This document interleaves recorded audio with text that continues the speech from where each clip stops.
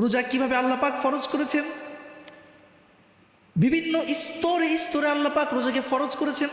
প্রথমেই 30টা দিয়ে দেন নাই।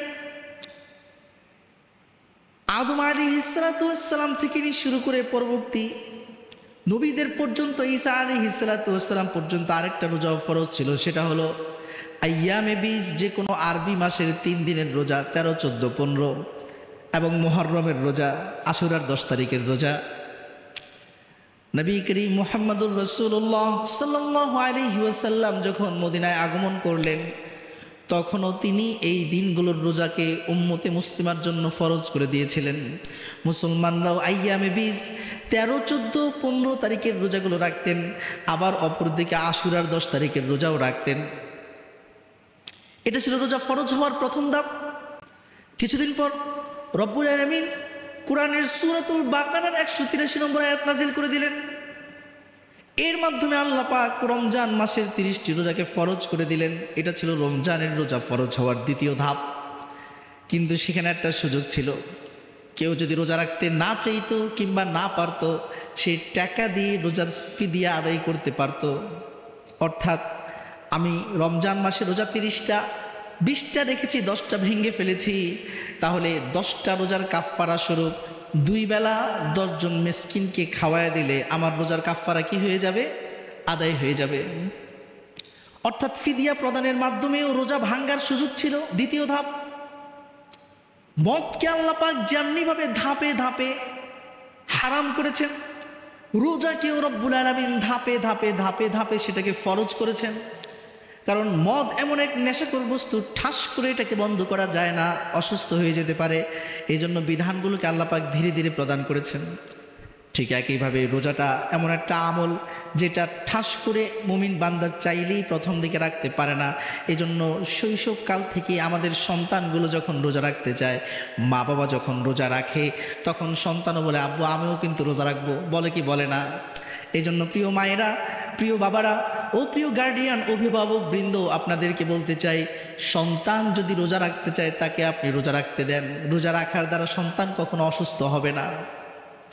আমাদের সমাজের মধ্যে এমন চিন্তার দৈন্যতা ছড়িয়ে পড়েছে, সন্তানের বয়স 15+ হয়ে গেছে, সন্তান সুবহে সাদিকের সময় ঘুমায় রয়েছে, বাবা যখন সন্তানকে ডাক দিতে যায়, মা বলে আরে খোকাকে আর একটু ঘুমাইতে দাও, দুর্বল হয়ে যাবো, এত পাগল হয়েছে, ওকে বড় হইলে রাখবো না।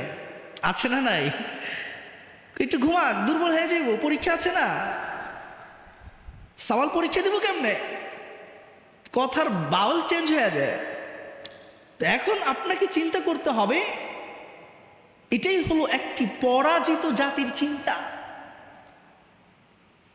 একটি ব্যর্থ জাতির চিন্তা। এটা আপনাদের মনে,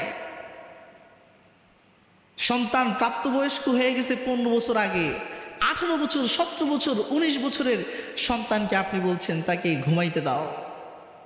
কারণ কি? যে জাতি যত উন্নত, যে জাতি যত সাহসী, তারা তত দ্রুত তাদের সন্তানকে পৃথিবীতে নেতৃত্ব দেওয়ার জন্য প্রস্তুত করে দেয়। বিখ্যাত সাহাবী, তাকে তার বাবা 10 বছর বয়সে বিয়ে দিয়েছে, 11 বছর বয়সে তার ছেলে সন্তান হয়েছে। সুবহানাল্লাহ বলবেন না? আচ্ছা বলুন তো, একটা মেয়ে প্রাপ্তবয়স্ক হয় কিভাবে? কিতাবের মাঝে লেখা হয়। বুঝতে হবে আপনাদেরকে, আপনাদের চিন্তা চেতনার দন্যতা, জ্ঞানের দন্যতা দেখে আফসোস হয়। এই ধরনের চিন্তা চেতনা লালন করলে কশ্চিন কালেও আপনারা বিশ্ব নেতৃত্বের জন্য, আমাদের সন্তানদেরকে আমরা বিশ্ব নেতৃত্বের জন্য উপযুক্ত করতে পারবো। জাপান থেকে একটা যুবক 17 বছর বয়সে একটা স্কুটি নিয়ে, সহজ বাংলায় বললে স্পিড বোট নিয়ে, সে প্রশান্ত মহাসাগরে নেমে পড়েছে, আমেরিকায় যাবে। বয়স কত? 15 থেকে 17, মেবি, এর বেশি নয়, 17 বেশি হবে না। একটা চিন্তা করেন, জাপানের সেই যুবকটা কেন এই সাহস করলো? বাংলাদেশের আপনার কোনো সন্তান যদি বলে কালকে আমি কক্সবাজার যাব, সাগরকে অনুভব করার জন্য জেলেদের সাথে নৌকায় চড়ে আমি সাগরের মাঝে যাব, আমার তো মনে হয় না বাঙালি কোনো বাবা অনুমোদন দেবে। মৃত্যু সম্পর্কে আপনার চিন্তা চেতনা ইসলামের সাথে মিল নাই। আইনামা তাকুনু ইউদ্রিককুমুল মাউত ওয়ালাউ কুনতুম ফি বুরুজিম মুশাইয়াদা। আল্লাহ রাব্বুল আলামিন বলেন, মরণ যখন যেথায় যেভাবে যে সময়ে লেখা আছে, এক সেকেন্ড আগেও আসবে না, পরেও আসবে না। মৃত্যুকে কেউ পালাতেও পারবে না, আবার মরণের আগেও কেউ মরতে পারবে না, তার মরণের টাইমের পরেও কেউ মরতে পারবে না। আমাদের সকলের জন্য মৃত্যুর টাইমকে ফিক্সড, নির্ধারিত করে দিয়েছেন কে? আল্লাহ পাক। এই ইয়াকিন যদি অন্তরে থাকে, পৃথিবীর আর কাউকে ভয় করার দরকার আছে? কথা বলেন, দরকার আছে? একমাত্র মুসলমান কাকে ভয় করবে? আল্লাহকে। এই আল্লাহর ভয় তৈরি করার জন্য আপনার সন্তানকে রোজা রাখাইতে হবে। অবশ্যই আপনি সন্তান প্রাপ্তবয়স্ক হয়েছে কি হয় নাই এটা পরীক্ষা করার প্রয়োজন নাই। কমন একটা পরীক্ষা, 15 বছর বয়স হইলেই সকলে বালেগ হয়ে যায়। 15 বছর বয়স হলে সবাই কি হয়ে যায়? বালেগ হয়ে যায়। এটা হলো ফতোয়া। যেই সন্তানের বয়স 15 হয়ে গেছে অবশ্যই তাকে রোজা রাখাতে হবেই, রোজা ভাঙ্গার কোনো সুযোগ নাই। অপরদিকে কেউ যদি 15 বছরের আগে থাকে, তার থেকে বালেগ হওয়ার আলামতগুলো প্রকাশ পাইলেই সে বালেগ হবে। এগুলো জেনে নেবেন উলামায়ে কেরামের কাছে। প্রিয় বন্ধুরা আমার, এই জন্য যে কথা বলতেছিলাম, রব্বুল আলামিন রোজাকে ফরজ করেছেন ধাপে ধাপে। আমাদের সন্তানদেরকেও যদি রোজা রাখাইতে হয়, তাহলে রোজা ফরজ হওয়ার 4, 5, 10 বছর অথবা কমপক্ষে 5 বছর আগে থেকেই তাদেরকে ফাস্টিংয়ে অভ্যস্ত করাতে হবে। যেই সন্তানের বয়স 10 বছর হয়ে গেছে, আমার এক ভাই বয়স 8 বছর, গত বছরে সে 20টা রোজা রাখছে, 15 পারার হাফেজ হয়ে গেছে। 8 বছর বয়সী বাচ্চা 20টা রোজা রাখতে পারে, আমার তো মনে হয় এবছর 30টাই রাখবে।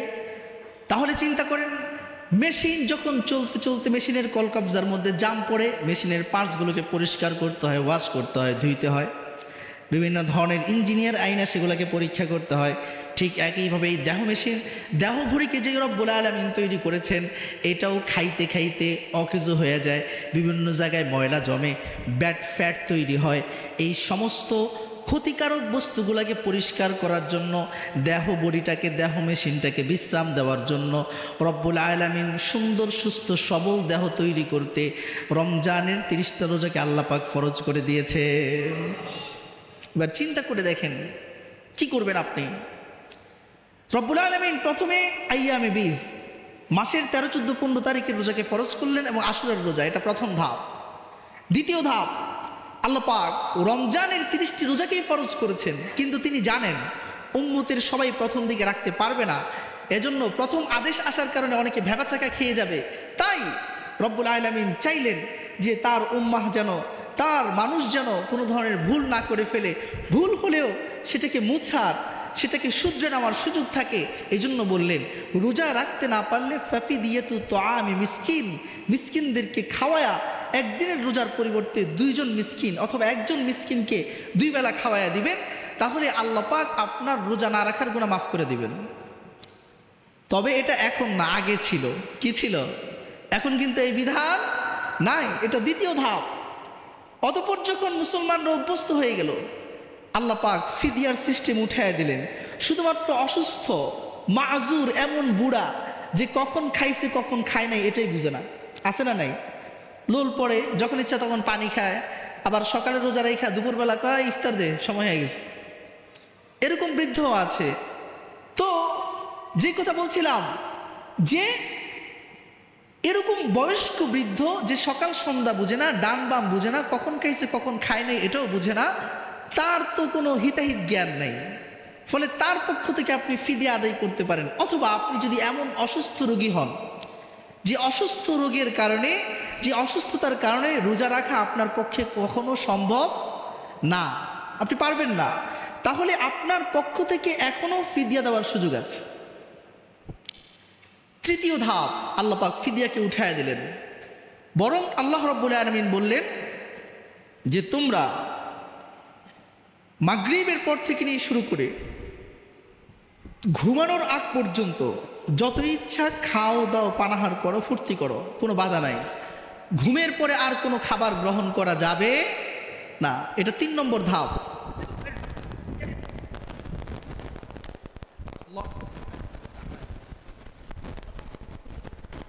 এভাবে বিধান আসলো।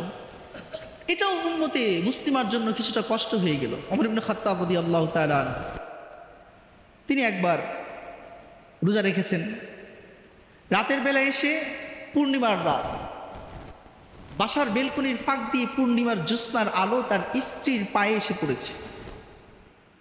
ওমর ইবনে খাত্তাব রাদিয়াল্লাহু তাআলা আনহু স্ত্রীর সাথে স্বাভাবিক কার্যক্রম পূরণ করলেন,